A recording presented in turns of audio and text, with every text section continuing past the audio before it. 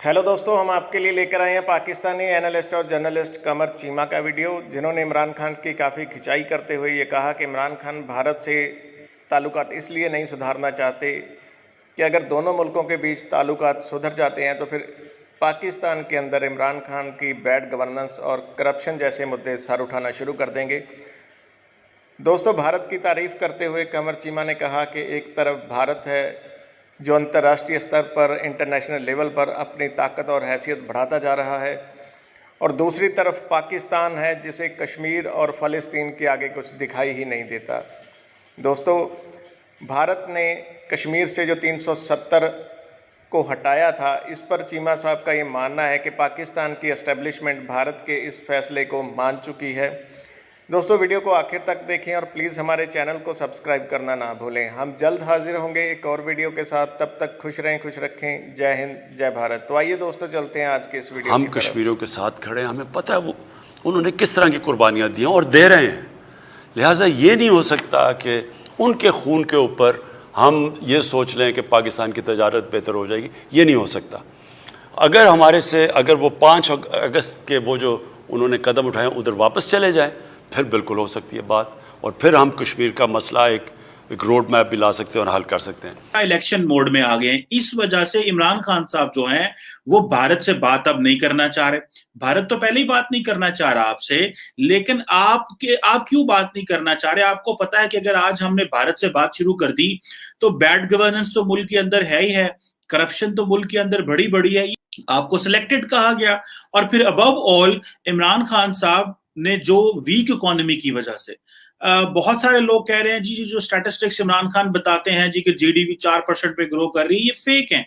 और आज वो कल कह रहे थे जी 4,000 अरब जो है वो इकट्ठा हो रहा है, सिर्फ पाकिस्तान में हुआ है 11 माह में, जो कि हमारी बहुत बड़ी कामयाबी। हालांकि इससे पहले इससे ज्यादा पैसे या इतने पैसे तो माजी की हुकूमतें भी इकट्ठी करती रही। लेकिन इमरान खान साहब, आप मुल्क को नुकसान ये पहुंचा रहे हैं कि आप अपने पैटी गोल्स के लिए, आप अपनी पॉलिटिक्स के लिए, और आप अपने आप को दोबारा 2023 में जितवाने के लिए आप हालात को और भारत से नॉर्मलाइजेशन ऑफ रिलेशन नहीं कर रहे हैं, सिर्फ एक चीज की वजह से। और ये बहुत बड़ी गलती होगी अगर पाकिस्तान की इस तरह की सियासी जमात जो पहली दफा पावर में आई और वो कोई अच्छे डिसीजन नहीं ले सके। आप बाकियों के अलावा आप क्या कर रहे हैं? और अबव ऑल जो चीज देखने की है वो ये है कि पाकिस्तान में एस्टैब्लिशमेंट तो चाहती है कि भारत से डायलॉग हो, एस्टैब्लिशमेंट तो चाहती है कि चीजें नॉर्मलाइज हो। ये सीज फायर एग्रीमेंट किस चीज की अलामत है? ये इसी चीज की अलामत है कि एस्टैब्लिशमेंट ने ये सोचा है कि हमें चीजों को नॉर्मलाइज करना है। बात तो ये भी चल रही है कि भाई 370 को छोड़ें, आप 35A की बात करें, तो इट मींस कि ये बेसिकली भारत को सिग्नल था कि हम थोड़ा रास्ता हम आगे आते हैं, थोड़ा रास्ता आप आगे आए और मामलात को सुलझाएं।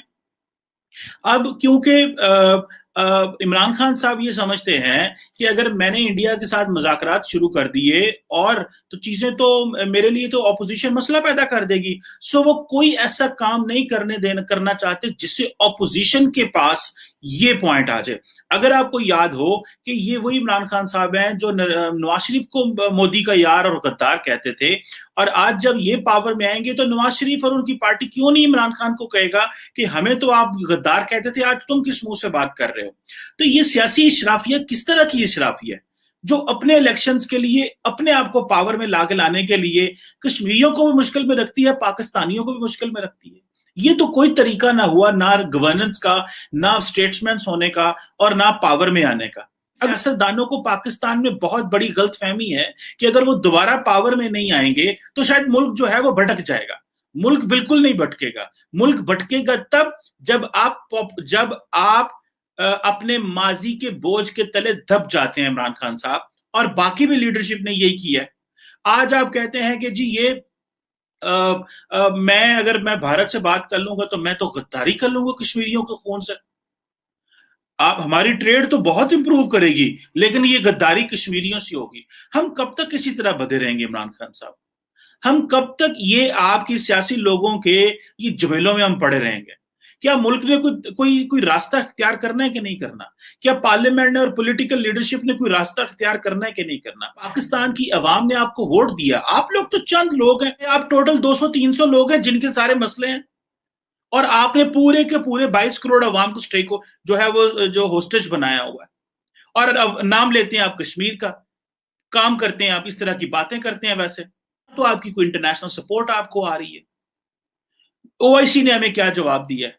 ओआईसी ने फलस्तीन के ऊपर तो फॉरेन मिनिस्टर का सेशन बुला लिया, क्या कश्मीर के ऊपर भी बुलाया?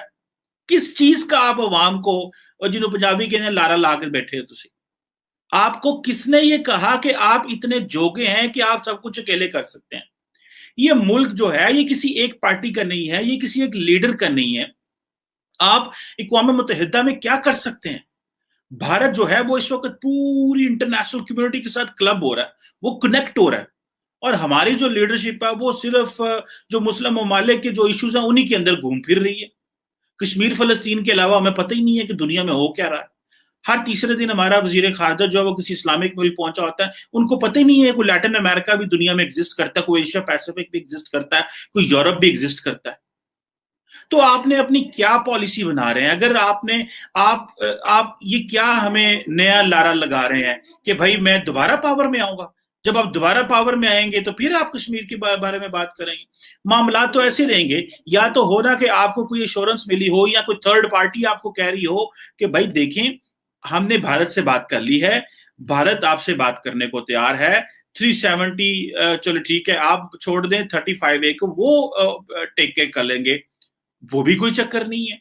तो ये किस किस्म की बत्ती की, और अवाम हमारी सारी जज्बाती है, वो बड़े खुश होंगे जी हमने कश्मीरियों से गद्दारी नहीं करनी। लेकिन आज का जो जमाना है वो कनेक्टिविटी का जमाना है।